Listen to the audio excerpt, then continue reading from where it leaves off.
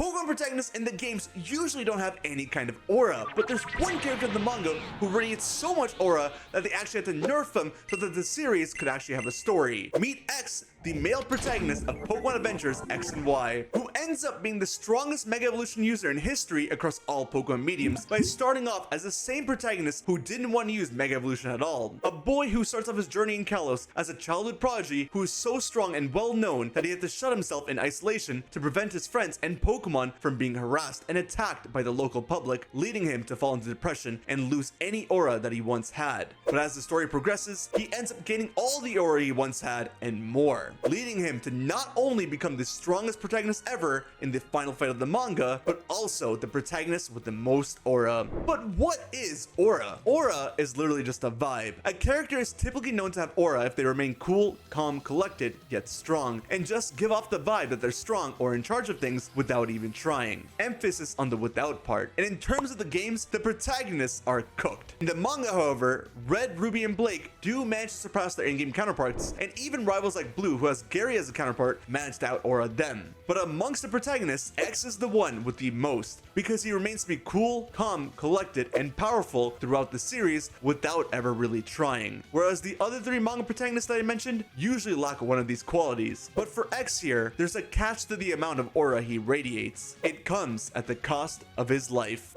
The story immediately starts off with X shut out from his room, with his friends Y, Tierno, Shauna, and Trevor all trying to break him out of years of depression and isolation, as they've been trying to do so every day. Well, it's mainly Y who's been trying, but we'll get into more of that in her video, and these two shipping the video. And while the kids fail, X is forcefully brought out by Y because his hometown Vanderbilt Town gets destroyed by none other than Xerneas and Yveltal. We're like 17 pages into this chapter, and already the legendaries are here and going at it. At first, X doesn't budge, thinking that it's some kind of hoax, but as Vanderbilt Town is getting destroyed, we see something that I bet you didn't expect to see in this manga so soon. A Mega Ring. That's right, X has one, and that's the beauty of the XY manga. Everything that you think would be a crazy plot point, they reveal early on and bring in more crazy reveals later. While X does end up checking the window and sees Xerneas and Yveltal, he also ends up seeing Alexa and Viola and opts to stay in his room as he doesn't trust the paparazzi or adults, so much so that he would rather risk his life at home with legendary Pokemon. But unfortunately for him, while Y does go to help her other friends Tiana, Trevor, and Shauna, who are all fantastic in this manga by the way, X gets cornered by Team Flare and is protected by his Kangaskhan that Tiana has been taking care of during X's years of isolation. And while X feels terribly for both Kanga and Little Kanga, the strength of his emotions, their bond, and the power of the Mega Ring and Mega Stone all activate unbeknownst to X, revealing Mega Kangaskhan, who makes quick work of Team Flare, who is after both X's Mega Stone and Mega Ring. And you know what I'm after? Money.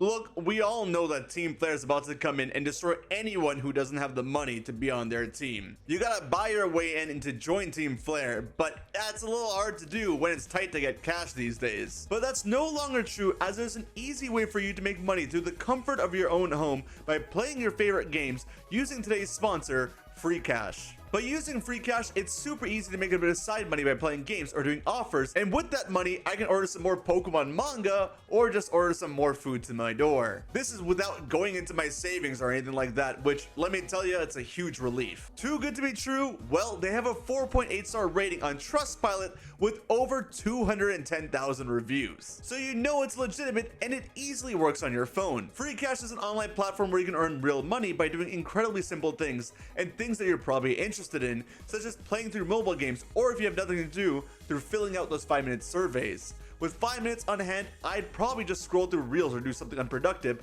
but with Free Cash, I'm able to use these 5 minutes to actually earn something. Now, if you're waiting at a restaurant for some food, instead of fidgeting away at your phone, you can pop open Free Cash and do something productive with your time. Here's the app and the game that I'm enjoying right now. It's called Board of Kings, where I earned over $2 just for installing the game. Typically, users report earning $5 to $10 on day one, and around $30 to $100 monthly regularly, because I can play a fun little game while my videos are rendering, and I get to see my money stack up. Users are able to cash with Amazon, PayPal, or even crypto. So what are you waiting for? Sign up with my link or scan my QR code on screen and start earning today. Thanks to Free Cash again for sponsoring this video. The children realize the loss that they all went through.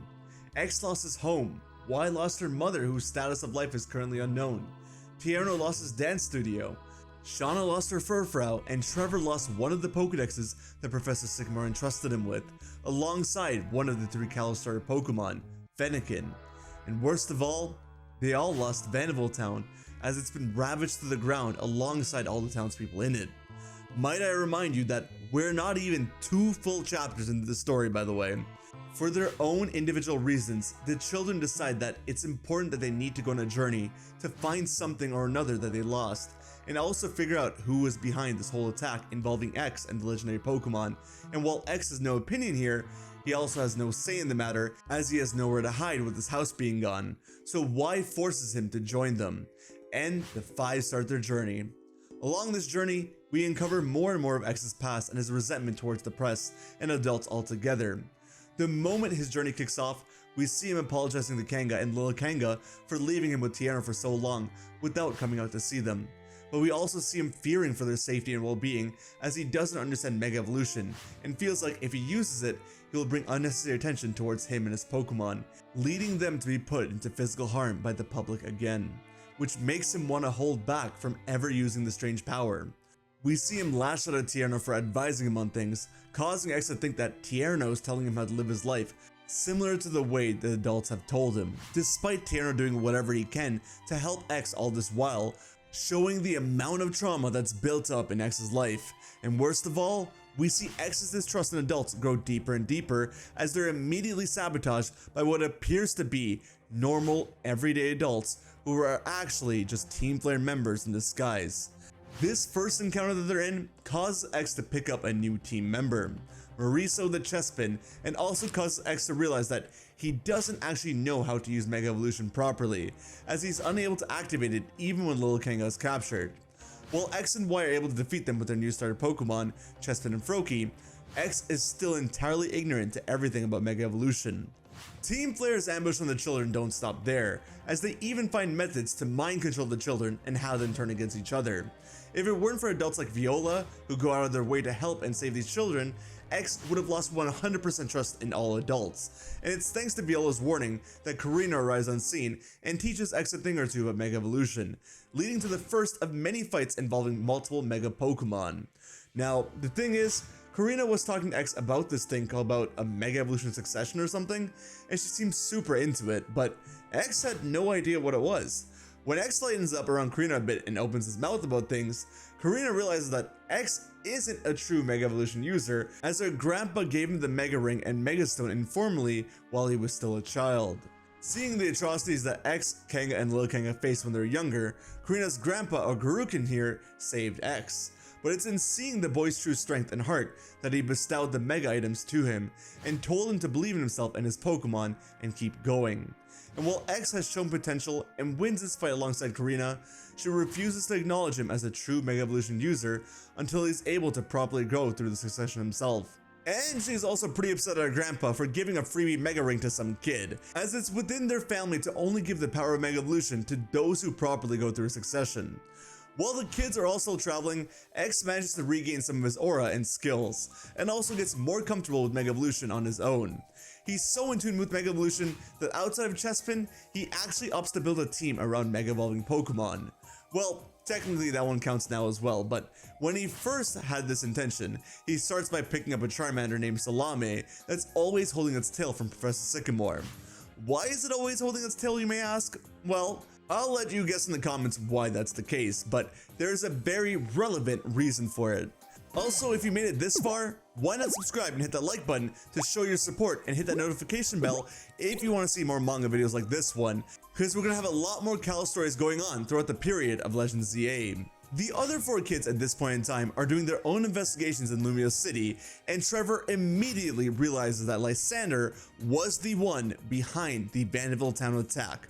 Bear in mind, we're still on the first volume of the manga. The other kids don't realize it, but Lysander understands the skills of these kids and tries to end them right then and there. But Diantha comes in to save them, leading Lysander to try and play the whole thing off as some kind of prank. I don't know, man, you were already sus, but you can't be any more sus than that. In parallel to this, the Tower of Mastery is being attacked by Essentia, causing Garukin to be injured for the rest of the story. And ultimately, Karina and Garukin have to forcefully destroy it, as they didn't want Team Flare to discover the secrets of Mega Evolution. As we come to know that just like in the games, Team Flare is planning to use both the power of Mega Evolution and the power of the ultimate weapon to destroy the world and build a better and more beautiful world. I mean, with the tower this big, I don't understand how this Tower of Mastery was much of a secret or how it wasn't rated before, but alright, we can go with it. X continues building his team of Mega Evolving Pokemon as he picks up Electum Manectric, who's looking for its own Mega Stone, and through this adventure, the gang befriends Cassius and Emma. Emma you may all know through the X and Y games for being an orphan that Looker ultimately takes care of, but here, Looker is not there, so Cassius is the one in charge of the PC system in Kalos, even in the games, and he does the job for Looker. But Cassius, despite his potentially intimidating presence, looks after a bunch of orphans in Kalos, and is actually just a really sweet and kind-hearted guy. Cassius and Emma end up helping the kids maneuver through Kalos a bit, as again, the group is reluctant to trust most adults after being ambushed by them over and over again. Diantha, Karina, and Garukin could help them, but they're currently tied up with other matters that involve Malva, who's basically Team Flare's second in command here. And trust me when I say, she's ruthless in this story. We even see her own Braixen, this same Fennekin that Trevor dropped earlier in the story, and this Braixen is now just straight up evil. Around this time, it's also revealed that Team Flare is in possession of Xerneas and plans to move Xerneas to Team Flare's base. Our heroes set up an ambush to intercept this, but it's all for naught when they see the mind-controlled residents of Vanderbilt Town alongside Y's mother, Grace, with them. They react and break away from their plan, causing everything to go haywire. They make many mistakes, including X for the first time attempting to try and Mega Evolve multiple Pokemon at once, which is a tragic realization that he makes as this one move causes the end for them. Or so it seems. Because through X's shadow, a Gengar appears, who of course ends up joining his Mega Evolving team. Diantha, Karina, and Garukin all appear, and Garukin is finally able to reunite with X after all these years and properly go over Mega Evolution with him. Garukin also mentions that Garma the Gengar is a bit of a hard Pokemon to handle, and basically asks X if he's up for the challenge to take it on his team. X learns that Garma is a showboat, so he learns how to speak Gengar's language and is successful in commanding it and using it, as well as Mega Evolving it. And while Garma does technically win its battle, there is a much bigger battle going on involving many different parties at once, and ultimately, X considered the results of the battle as a loss, as not only were the citizens of Vanderbilt Town put into the hospital, but Karina was as well, as she was attacked from behind after winning her battle, and even worse, her Mega Ring was stolen. X, blaming himself for this loss, is devastated, where his immediate reaction was to puke the moment he heard about this, and afterwards, he decided to lock himself up in the crevice of this giant tree. You might be thinking that this is a very abnormal reaction to have, but for X, it isn't. You see, one thing is that X is a lot more sensitive to things than other people and other trainers. You'll see that throughout the manga, a lot of his coolest or aura-firing moments come from just his super sharp senses, or just pure intuition and understanding, and the way this is executed in the manga is always a delight to see. But the reasoning for this is that 1, he was just naturally just super sharp with these things as a kid, but 2, ever since he isolated himself due to the fear of disappointing his Pokemon, his senses became even more sensitive as they were left unexposed for a long period of time. And now that he feels like he's disappointing other people, the reaction is a lot more visceral. Mauricio and Salame both try to cheer him up and even evolve together, but even that is unable to get X to turn around and look at them. Devastated and falling back in despair, he loses hope, when he suddenly hears a voice in his head that tells him to rectify his mistake. If he feels as if he was the one who ended up causing Karina to lose the Mega Stone, that he should go and find a way to return it to her. That it takes time to grow, and that there will be mistakes along the way, but that he shouldn't stop growing, and that he should continue to move forward. And this message came from none other than Xerneas itself. X recollects himself and finds out where Lysander is located and aims to stop him, while Lysander aims to drain the transported Xerneas of all its life force to activate the ultimate weapon. When X arrives at Team Flare's secret base at Geosenge Town, he's surprisingly greeted by Emma, who's also there for some reason. And while X attacks all of Team Flare with the full onslaught of his team, he may have perceived Emma to be a damsel in distress, but she proves that she can very easily hold her own in battle as well. Emma further explains that she ran away from her parents because they were mean, potentially abusive, and so she made a life for herself on the streets of Lumiose and learned to protect herself and others that way. Then one of the kids she lived with met Cassius, and Cassius took her in. X asks if Cassius is a nice person, and she responds by asking if someone who's not mean to her can be considered nice, and if so, then he's a really nice person. She on her own accord really likes Cassius and wants to help him in whichever way possible. We see Emma explain that she's unable to help Cassius with the PC system, and so she deems herself worthless, which is why she took a different part-time job. But her explanation is interrupted as she catches X trying to hold back his tears at his realization of everything Emma has been through, and also because of how similar the two are with their hatred and distrust for adults and the people around them. Emma then guides X to where he needs to go, but before X could process it, he steps on one of Team Flare's transporters and is taken right to both Lysander and Xerosic, leading to X's first confrontation with the evil boss, and the first battle between what the two stand for. Emma on the other hand explores Team Flare's HQ a bit and runs into AZ, who's locked behind bars, and while Emma is first comforting him with the nightmare he's having, AZ quickly realizes the massive key around his neck was stolen from him as he was sleeping, and begs Emma to go and find it, because he knows Lysander's about to use it to activate the ultimate weapon. Which is correct, because as Lysander is praising X for being a chosen one just like him, and X is attacking to stop his plan and get back at him for destroying the lives of him and his friends, Xerosic is there absorbing Xerneas' life force and feeding it into the ultimate weapon. X not only gets enraged with this, but also because he notices that Lysander had stolen Karina's Mega Ring and activates it to use Mega Gyarados. X contemplates his next move and remembers the words that echo through his head. You can only Mega Evolve one Pokemon. And so, for the first time ever in Pokemon Adventures history, a character from the series pulls out the iconic line of "I choose you." And who does he send out?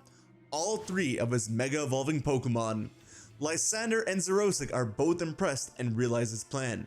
He's going to Mega Evolve one of the three of them when they least expect it. And while at first, Lysander believes that Alex is going to be the one to Mega Evolve for the type matchup, X deduces that Mega Gyarados is either Flying Dark or Water Dark because of Manectric's electric attacks doing less damage than it normally would, and Mega Gyarados' Bite doing even more damage than usual. Lysander feels it's a waste that someone with so much potential will be destroyed along with the rest of the worthless people, but he proceeds to move forward with the battle anyways when he's suddenly taken off guard by none other than Lil Kanga. By evolving Mega Kangaskhan, he not only had a fourth Pokemon he can use to fight, but he could keep the Mega Evolution discreet and also use Manectric's Lightning Rod to sap away the ultimate weapon's power and energy, freeing Xerneas itself. Despite this, Lysander is able to activate the ultimate weapon, but the Kalos gym leaders try to stop the weapon from fully blooming, while Tierno, Trevor, and Shauna go to help X as they meet up with AZ and Emma. AZ narrates the story of the ultimate weapon from 3,000 years ago, leaving the kids with the knowledge of what's to come if they don't stop the ultimate weapon now. And when they arrive on scene, they see X defeated alongside all of his Pokemon. Trembling in fear, Trevor realizes that before saving X, he has to confront his biggest nightmare, Lysander, and stop him from activating the full extent of the ultimate weapon. When he confronts him, Lysander states that if Trevor wants him to move, he is going to have to make him move. And ladies and gentlemen, you won't believe it until you see it, but Trevor manages to do just that by launching a hidden point-blank solar beam from his Flabébé in his bag. Tierno and Shauna quickly join him, and the three of them together remove the key from the ultimate weapon. And while it still fires, the blast was weakened so no innocent lives were lost. I'm telling you, the kids are all goated in this series. Along with this, Xerneas also realizes that things are different from 3,000 years ago. The biggest difference being that people are around now, and that it wishes to join the party of one of the 5 children. The battle gets taken outside, and eventually Xerneas decides why to be its trainer, while Malva gains control of Yveltal. The two start to engage in battle when Xerosic actually stops the two from fighting, claiming that since the two legendaries rival each other in battle, it would be a never-ending battle, a perpetual stalemate between the two. This gives Xerneas and the children time to retreat, while off in the distance, we see a very familiar face enter the scene. Blue, who I normally call Green in my other videos, but since she's not here, I'm going to continue calling him Blue for simplicity's sake. Blue arrives at his Charizard and claims that a third Pokemon can actually bring an end to the supposed never-ending battle. With Blue's introduction to the series, there's a lot of callbacks to many older adventure series. In this one page where he's going through events that have transpired with Diantha, there's like 3 different callbacks alone. We also learn that Diantha and Blue are friends and have known and fought each other since childhood, and so they set out to find Zygarde together. Meanwhile, the kids are accompanied by the other 3 members of the Kalos Elite Four and are under their protection, while Garukin makes Y go through the formal Mega Evolution succession training and hands over his old keystone. Yep, technically she succeeded before X. Kinda insane how he just got overtaken. With this, X and Y both want to add Mega Pokemon to the team, and Y asks X how it went with Lysander, to which X explains how he was no match for him, and Y realizes that he lost his confidence again. She then goes through a series of events when they first met, and how X taught her to be vocal and clear about what she wants, even if she wants the betterment of X. X hears what Y is saying, and also apologizes for acting out on his own earlier. We cut to another familiar face, Blaine, who also ended up in Kalos to find his lost brother Mewtwo, as Blaine, just like Blue, is a Mega Evolution user from Garukin. Turns out that the Battle Chateau girls saved Blaine from the explosion of the ultimate weapon, but Blaine, despite his injuries, tries to make his way to Pokemon Village as he knows that Team Flare is now after Mewtwo. X and Y end up finding their Pokemon of choice for their team. Y finds Absol and catches it with ease, while X ends up finding a Pinsir, and that too to everyone's surprise, X can't catch it, like, at all. And it's only now where we really realize that X has never caught a Pokemon before. He's just talked him over into joining his team. And who comes to stun on him regarding this? None other than Blue, the Aura Farmer of the Adventure series. Blue lands to help X with this catch, but X uses his tactic of talking to Pokemon to joining his team to take out Pinsir's pent-up aggression into fighting Blue and his Scizor. While X and Pinsir lose this fight, the whole thing was a success as Root the Pinsir joins X's team. Blue does try to stun on X one more time by showing him how to capture a Pokemon, but Blue fails, leading X to look like the cool one here. I'm telling you, X has taken the Aura Farming throne. Time is of the essence, and Tierno and Shauna go to find both the Pinsirite and Absolite for X and Y, but unfortunately, Y gets attacked and is replaced by Essentia. Essentia, disguised as Y, tries to confront X, but X knows Y so well that he knows immediately that the person in front of him isn't Y. So much so to the point that he even gets Root to use Vice Grip on her head. X and Y team up with their Mega Evolving Pokemon, while Essentia uses Xeroxic's new Ball Jacking feature to steal Xerneas from Y, leading to a devastating battle. As this battle's going on, Zygarde appears on the battlefield, and despite all the chaos erupting, Essentia actually manages to capture it before the person with the suit is unable to handle any of the suit's power. Blue and Diantha arrive, and seeing as how they missed getting Zygarde to join them, but still have Xerneas with them, they decide to move everyone to where Team Flare is going to be, Pokemon Village. While the gang is trekking to Pokemon Village, many things happen, but one of the coolest things to happen there is that Y's Frogadier evolves and splashes water on the whole team with Water Shuriken. Blue recognizes that Greninja is trying to warn the team of something and asks them to stay alert, but is unable to follow through when Xerosic's Malamar puts everyone to sleep. Xerosic laughs as their biggest threat was wiped away so easily, but to his surprise, Greninja attacks both of them with X sitting there, commanding it without saying a single word. This is peak Aura Farming. That too with Greninja, the coolest Kalos Pokemon, and it's not even his. X realized that Greninja was trying to block everyone's ears with water, and even has to explain how Greninja wasn't affected because of its tongue to Xerosic, who's just shocked, and a battle proceeds with Xerosic as all the other Pokemon are asleep minus Salame, who won't come out of its Pokeball for some reason. X presses Xerosic about why Team Flare is fixated on Pokemon Village and what they'll find there, when we see Mewtwo itself Aura Farming as per usual in the cave, while Blaine hurries onwards to meet it. X proceeds to battle Xerosic with Greninja, but realizes that he can't bring Croaky out to its full potential, and needs one of his Pokemon to wake up when Croaky gets put to sleep. X has no choice but to bring out Salame, when Malamar attacks X right at the back of his head. X falls and drops Salame. Xerosic orders Malamar to pierce Salame through the Pokeball when Marisa wakes up just to be able to protect its friend. Its friend that it's known all the way through Sycamore's lab. And because of the strong friendship that they have, Marisa then even evolves into Chesnaught just to be able to hold on longer. However, despite the evolution, it falls. Malamar goes in for the final strike, only to realize that Salame is no longer there. Salame faces Xerosic, and we learn that for the past few chapters, ever since seeing X's other Mega Evolving Pokemon and Blue's Charizard, Salame began to doubt its own power and capabilities. But with Maurice's support in protecting it, it's made up its mind. It wants to evolve into Charizard, and even Mega Charizard. Xerosic and the kids are all shocked because none of them knew about Mega Charizard, when X claims that this is precisely the reason why Salame is always holding its tail, to keep what's precious to it close.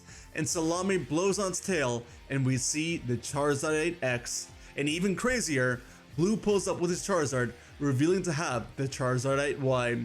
Xerosic calls their bluff, but it's not any bluff when Salame and Charizard fight, and Salame evolves into Charizard, giving Blue and X the opportunity to Mega Evolve their Charizards together, giving one of the coolest spread panels in the X and Y series. The two make super quick work of Xerosic now, and fly on over to Pokemon Village, where Yveltal attacks Blue head on. Y appears with Xerneas and leaves the two to begin their never-ending battle, giving Blue and X the chance to finally confront Lysander. But as they fly on over, Blue and X are once again attacked, this time by Blue's old comrade, Mewtwo. Lysander, using the lives of all the Pokemon in Pokemon Village, sent Mewtwo into a frenzy, making it unaware of friend or foe. It just remains to be on a perpetual rampage. Our two heroes try to defend themselves from it, but are unable to when a light shines from the distance, and Mewtwo becomes Mega Mewtwo Y. Blaine arrives in time to save the day, and bring Mewtwo back into his control, as Mewtwo is technically Blaine's Pokemon, all the way from the early Kanto days. The three trainers engaged in battle with Lysander when Cassius and his crew talk about Emma being missing, but heard withdrawing a Pokemon she recently caught near Route 22. So, being the good guy that he is, he heads out to go bring her home. But unfortunately, Essentia has other plans, as her and Zygarde enter the battlefield. Lysander has full control of Essentia as he stole Xerosic's commands to the suit and amplified it, causing harm to the subject inside the suit. X is enraged, and while Blaine uses his unique bond to swap Mega Mewtwo Y for Mega Mewtwo X and distracts Lysander, X manages to use Mauricio to take down Essentia. He smiles as he feels like he's finally put a stop to things, when his expression turns cold, right when he sees Emma inside Essentia's suit. Malva and Diantha are fighting in the air as Diantha's keystone drops and Blue picks it up, realizing that multiple keystones and the limit of 1 mega per battle per keystone might just be the secret to winning this battle. X is worried for Emma's safety and begs Emma to take off the suit, as she was hypnotized the whole while that she was in it, but she claims that she was aware of everything that happened while she was in the suit. She claims that even when she begged and was on the streets, people were mean to her and didn't help her, but with this suit, she feels powerful, and so she doesn't have to worry about such a thing anymore. X states that they have to defeat Team Flare, to which Emma asks if they do defeat Team Flare, would people actually be nice to her? And X doesn't need to think to know the answer is a no. As Emma is lying there, Lysander gives Essentia commands to give it to Zygarde, which Zygarde obeys everything Emma says. X pleads with Emma to stop, when Emma states that she's doing all of this to help Cassius. X recalls what Emma previously shared with him regarding Cassius being nice to her, and shares a big part of his story, a very vulnerable side of him that we never got to see until now. He shares that he's not only very distrusting of adults, but even of people that he knows, that he locked himself up in a room for 5 years because he doesn't trust that someone who's nice to him today will be nice to him tomorrow, and so he didn't have anything. It was only after Vanillville Town was attacked and destroyed that he was forced to leave, and that he realized that he had everything he ever wanted this whole time. He had a home, he had food, he had friends, he had his Pokemon, and even after the 5 years of isolation, they all treated him the same as before. By going outside, he learned that there are all kinds of people out there, even people who would help them and people who needed their help. X states that he doesn't need to explain this to her, as she's always lived on the outside, the complete contrast and opposite of him. But he ends off his speech by telling her not to betray the feelings of the people and Pokemon that she trusts now. Lysander tries to give Emma a command when we see Emma put her hand to her head, and Lysander confused about what's going on. X is also confused, but Cassius walks in to protect Emma and take her back home. Cassius cracks a joke about how Lysander isn't paying Emma, and that's a lousy part-time job, just to level with her in a lighthearted way, when Lysander protests at Emma leaving.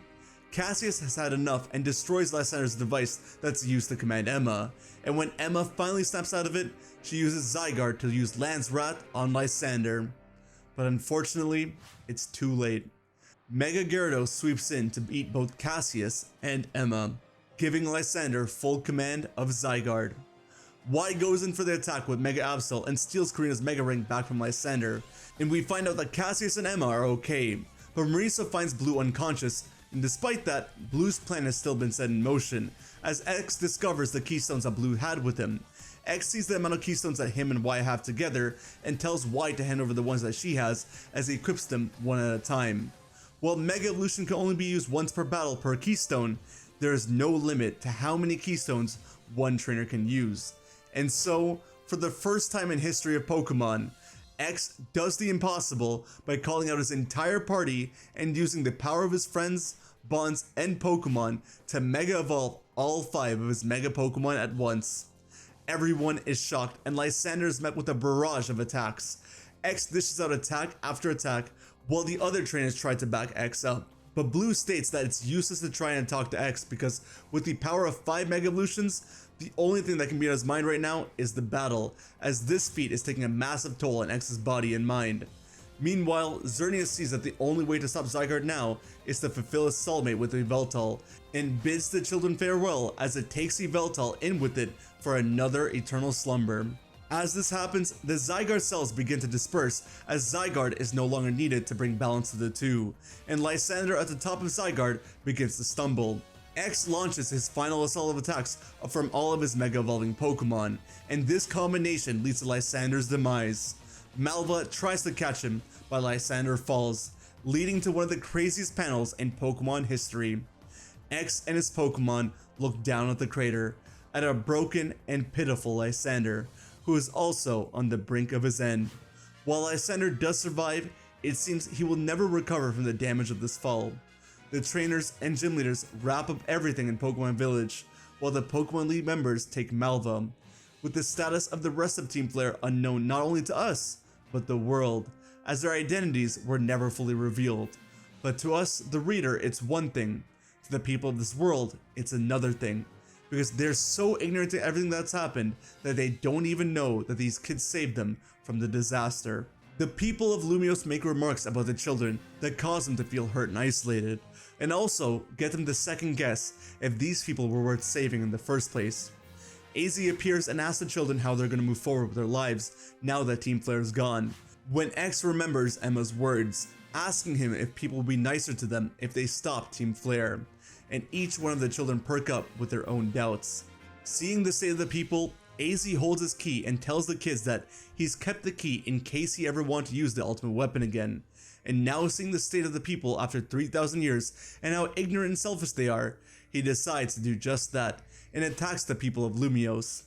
The kids do their best to defend everyone when Y tries to reason with AZ, but AZ states that the kids themselves just mentioned that the other citizens were better wiped out for the sake of Kalos, when Y realizes that they just had the same mentality as Lysander and Team Flare. X attacks AZ's Golurk when AZ takes the hit. Proud of the children's resolve, he finally destroys the key from 3,000 years ago. AZ tested the children and showed them that they were just for a brief moment on the same path as Lysander and him. He didn't want the children's disappointment to lead them down the same road. In seeing the children learn and grow, he's finally free. Not just free, his eternal flower, Floette, finally returns to him. AZ leaves as Trevor reflects on the lesson that he taught them, when Sycamore and the others arrive at Lumiose to throw a parade for heroes. But after what they just went through, they turn it down and head to Vanderbilt Town, where they have other matters to attend to, especially reuniting with their families and friends. For X, it's rebuilding his home, and after a few months, his home is finally rebuilt, and it's good as new, just like him. He even begins showing gratitude to everyone, including Y, to which Y teases him about these things. After all of this, X finally meets up with Karina and Garukin for his Mega Evolution succession, where everyone joins in. And while everyone, including X, knows that he is indeed the strongest Mega Evolution user of all time, in the presence of all their brothers and sisters, X and Lillikanga humbly bow as they're finally made the true successor to Mega Evolution.